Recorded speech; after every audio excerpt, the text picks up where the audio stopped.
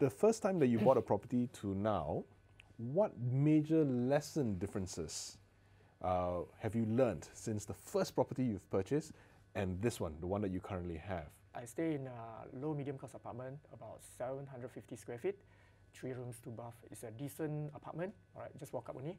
And it's a low density apparently. So what happened is that I shifted to landed now, because now I got kids, all these things, I need a bigger space. For investment wise, I feel that if I would have bought, especially before the peak of the property boom, because when I tend to start serious in investment since 2009, 2010. Maybe people said you're lucky. That is the initial infant stage that property is going to up very high.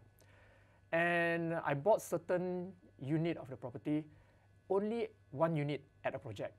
So if I would have bought 2 or 3 or even 4, all right, don't talk about 10, 2, 3 or 4, probably by the end of the project completed, I would have buy 2, free 2. If you know what I mean, you see. Because the property price climbed so high during 2011 to 2014, this 3-4 years period. So basically any project that you buy, of course, not in a rural area, I mean in a suburb or even urban the best, the property price climbed like double or triple. All right. To be triple, maybe it's a bit exaggerated, but double is like, it's possible. It's possible. So if you have chance to buy and you spotted a good one, and you have the capability of going in more than one for investment, please go. What is your criteria when you actually look for properties right now? So I'm always looking for a lifestyle property.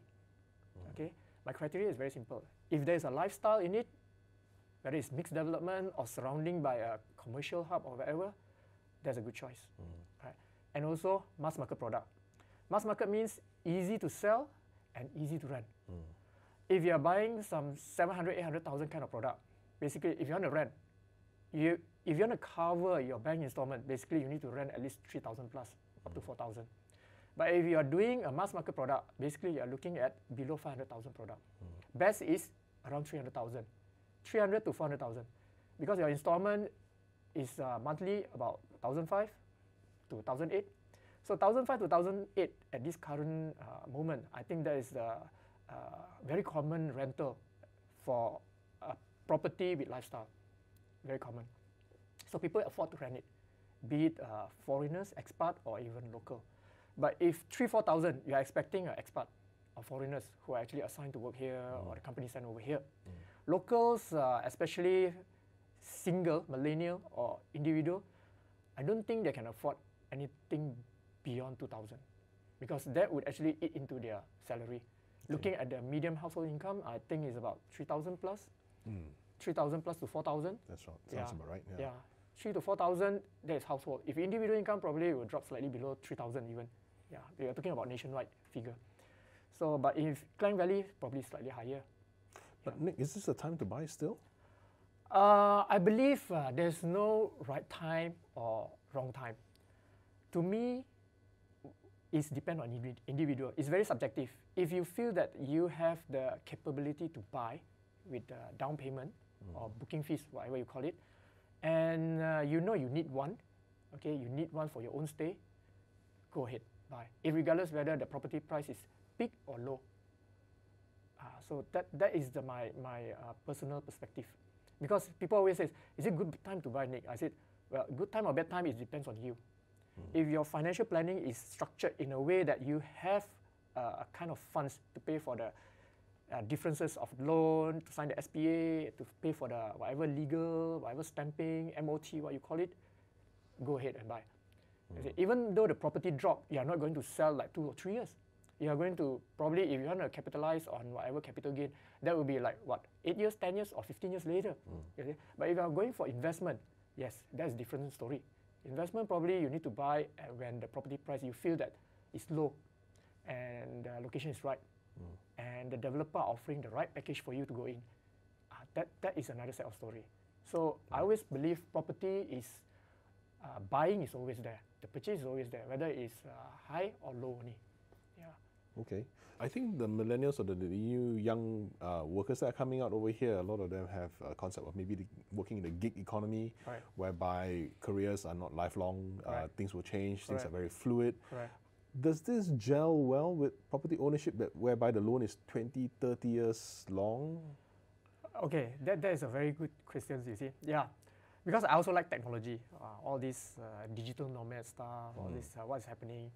Yeah, the millennials, they like to work freelance, not really tied up with certain places and not having kind of pressure or tension from the boss, all these kind of things. That is market changes, you see. That one is unavoidable. Market is changing toward that way. So that's why I feel that the smaller unit is more in demand. Because they are not staying with their parents. Probably they are getting married even at a later age. They like to have freedoms, they can move around, all these things without having a liability or commitment behind. So smaller units, like I told you earlier, is if below 500,000 kind of things, it's easy for them to sell after they bought it. Okay, and easy for them to rent it out if let's say they want to keep it. So for me, I think the smaller unit is always there in demand, especially in urban side, you see. So, but of course, after these millennials, some of them get married, all these things, got kids, they need a bigger home compared with this one. They can dispose easily. Okay. At 500,000 and below, you can dispose it like 20% or 30% above your SPA price. It's still affordable at the time they dispose of for a lot of people. But if you have a property of 800,000, 700,000, 800,000, you are going to increase another 20% just to cover your previous interest, and also you want to make some of it, that will be close to 1 million. So how many young working adult or millennial can afford 1 million? We are talking about mass market, not those from the well background or well off, whereby the dad's paying for the installment or subsidizing or pay for the booking, you see. So not many. Even I couldn't afford it during my young working adult period, you see. Yeah, I can't afford it. So they have to. If they don't buy, the second option is that they have to rent. So renting come into place. So it means if I have all this studio, all this, I'll rent to them. So it means they have only two choices. They got no choice already. Either buy themselves or rent. With the new working style whereby like you have co-working spaces, the usage of properties now will also evolve into that, whereby you could actually get into cohabitation spaces. Yes. They call it, I think they call it co-living. Correct. Yeah. Co-living space. I think Malaysia, or particularly in Klang Valley, are not really that famous yet. We have co-working space, mushrooming here and there in KL or even in PJ, you see. But co-living space, there's a lot of things to consider. Because maybe due to our multicultural kind of citizen, you see, there's a lot of tolerance, a lot of so-called habits that we need to take care of each other due to mutual respect, you see. So unlike other countries like in Japan or even in Hong Kong, because most of them are majority, for example in Japan, all Japanese, Hong Kong are all the honkies, you see. So they can live with each other. And moreover, the property price in those countries are very, very high as compared to us. If we compare our property highs, then compare with neighboring countries like Singapore down south or even further up Hong Kong and Japan, they are much more higher. Even though their earning capacity is higher, but it's like, if I'm mistaken, I read in the news many times, it says that it's like more than 10 times your annual income to purchase a home in Hong Kong or even Japan. But for Malaysia, I think, I'm not sure the figure is correct or not. They say it's about 4.4 to 5 times your annual income. You can purchase a home, so-called. Okay, but yet that one is very subjective. A home means can be a small, can be a big. But what they say is that you can purchase a property. So it means we are not there yet. So co-living space, if I'm mistaken, there's one in Subang Jaya I read before. It's a double-story house. They convert it to become a co-living space, and apparently they say that the response is good. Okay. Because Subang Jaya, you know, especially in SS15, there's a lot of gigs there, a lot of lifestyle, a lot of young people, and a lot of college students. So what happens is that they're so used to the area already, they find a job nearby, everything, but they don't want to buy a house. But they don't want to move out from the area. So they stay in co-living space. I don't mind to have a room, or maybe twin sharing, or even single. When I go out to the living, I have Wi-Fi. If I were to ask you to give maybe 3 top ideas or pieces of advice for people who have not made their first purchase, what would your 3 top pieces of advice be? Okay, it's very simple. Okay, one is your income. Once your income is there and you feel that you need to make the first move, go ahead. Don't wait. Right. Second is when you want to buy, look at the location. Always don't buy because FOMO, fear of missing out. Because a lot of people, they follow their friends or they heard somebody says, oh, this property is good. Developer give a lot of rebate, all these things, zero down, no money down, all these things. Just pay 1,000 or even 5,000 booking fee, the rest is all taken care of. So buy in good location, do your own due diligence, study the project-wise, the track record of the developer, whether it's financially sound, they can actually complete the project or not, and how's their workmanship, right? And then the third part is always make a habit for yourself, be prepared to service the loan. What do you mean by that? Be prepared to service the loan? Because what happens is that a lot of people, they buy, but they didn't think of the consequences. Because there's once you bought, you signed on the dot there, there's a loan that you need to service. So a lot of people thought that, oh, I can delay the loan, all these things. So ultimately, if you delay the loan, all these things, in a secret report, it will reflect bad paymaster of yourself. So it means that if you want to move on to second home or third one for investment, all these things, it will be very tough for you to get loan. So you don't have the financial backup. You know what I mean? So you will always stuck with one property until you clear off the report or secret report to become a more proper one. That will take another 6 months or 1 year. Okay. What's your 3 top advice for me as an investor? Would it be any different from being the first-time home buyer advice? Okay, for investors, more or less the same. I would say more or less the same. Just that for investors, they actually target for location, primarily on location, because location for them. Because for investor, they want to rent it out, because there's no more flipping game.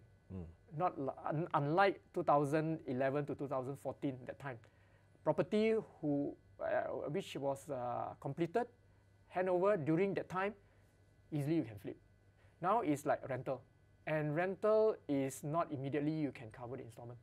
So most of the time, rental you have to subsidize a bit to cover the installment, or you have to pay everything for the maintenance fee even. Yeah. So location for investor, location, and depends whether you're targeting local or expat. If you're targeting expat, probably you look for Hatamas, Mont Kiara, KLCC, Bangsa, all these kind of a bit affluent market area. If you're targeting about mass market, especially locals, so you have to target at those suburb area, because local can't afford to stay on those places. Okay, understood. Yeah, so basically for investment is all about location, the type of product, and what kind of package offered by developer. Okay. Yeah. Nick, thank you so much for your time. But before I let you go, I've just got a series of about 4 or 5 very quick rapid-fire questions I want to ask you. All right. Just let me know what you think in the top of your mind, okay? Freehold or leasehold? Freehold. Freehold. TOD, TAD? TOD. TOD. Would you consider buying a Bumi lot or non-Bumi lot? Does it make a difference?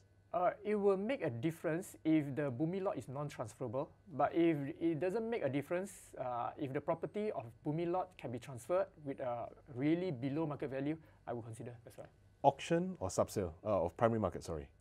Right now, both. I would say both, because I have been buying a primary. So right now I'm open for both. As long as there's a rental yield, there's a capital appreciation, why not? Klang Valley or Greater Klang Valley? Greater Klang Valley. Oh, very interesting. Yeah. Thank you so much for your thoughts. You're welcome.